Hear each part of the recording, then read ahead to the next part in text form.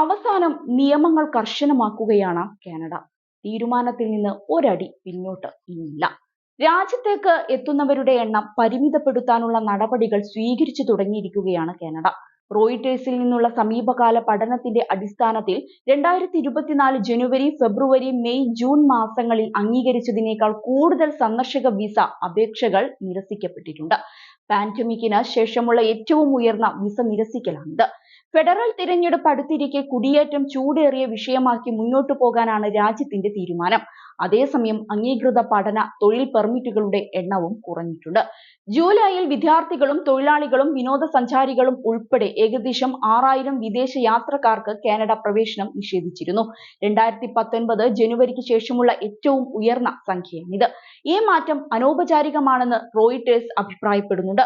ജീവിത ചിലവ് വർദ്ധിക്കുന്നതിനാൽ ഇമിഗ്രേഷനെ കുറിച്ചുള്ള കനേഡിയൻ പൗരന്മാരുടെ കാഴ്ചപ്പാടുകൾ മാറിയതായി സമീപകാല വോട്ടെടുപ്പുകൾ കാണിക്കുന്നുണ്ട്.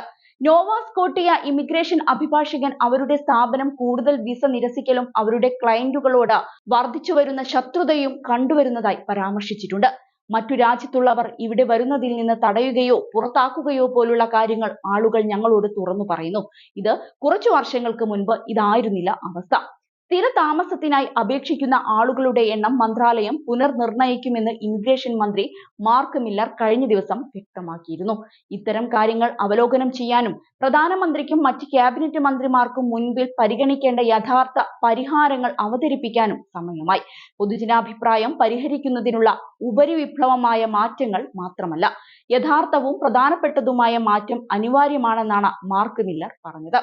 അതേസമയം എംപ്ലോയ്മെന്റ് ആൻഡ് സോഷ്യൽ ഡെവലപ്മെന്റ് കാനഡയുടെ കണക്കനുസരിച്ച് കഴിഞ്ഞ വർഷം 2,39,646 താൽക്കാലിക വിദേശ തൊഴിലാളികളെ നിയമിക്കാൻ തൊഴിലുടമകൾക്ക് അംഗീകാരം ലഭിച്ചിരുന്നു.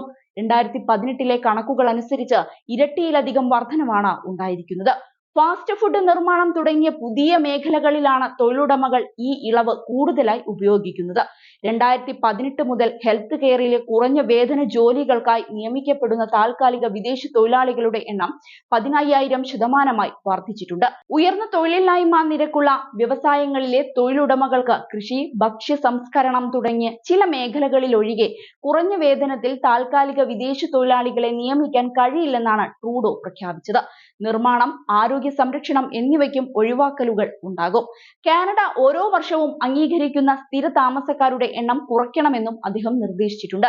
കാനഡ ഇപ്പോഴും കുടിയേറ്റത്തെ പിന്തുണയ്ക്കുന്നുവെന്നും എന്നാൽ ഇവിടെ എത്തുന്ന എല്ലാവർക്കും വിജയത്തിലേക്കുള്ള വ്യക്തമായ പാത ഉണ്ടെന്ന് ഞങ്ങൾ ഉറപ്പാക്കേണ്ടതുണ്ടെന്നും അദ്ദേഹം എടുത്തു പറഞ്ഞു. അടുത്ത വർഷം ഫെഡറൽ തിരഞ്ഞെടുപ്പ് നടക്കാനിരിക്കെ രാഷ്ട്രീയ നേതാക്കൾ കുടിയേറ്റത്തെക്കുറിച്ച് ചർച്ച ചെയ്യുകയാണ്. കൺസർവേറ്റീവുകൾ ട്രൂഡോ സർക്കാർ വളരെ വേഗത്തിൽ ആളുകളെ കാനഡയിലേക്ക് എത്തിച്ചതായി ആരോപിക്കുന്നുണ്ട്. എന്നാൽ കാനഡയുടെ സാമ്പത്തിക വളർച്ചയ്ക്ക് കുടിയേറ്റം പ്രധാനമാണെന്ന് ട്രൂഡോയും മില്ലറും വാദിച്ചു. എന്നിരുന്നാലും കുടിയേറ്റക്കാരുടെ എണ്ണം അടിസ്ഥാന സൗകര്യങ്ങളിൽ വേണ്ടത്ര നിക്ഷേപം ഇല്ലാത്തത് പ്രതിസന്ധിയിലേക്ക് നയിച്ചതായി ഇരുവരും സമ്മതിക്കുകയും ചെയ്തിട്ടുണ്ട്.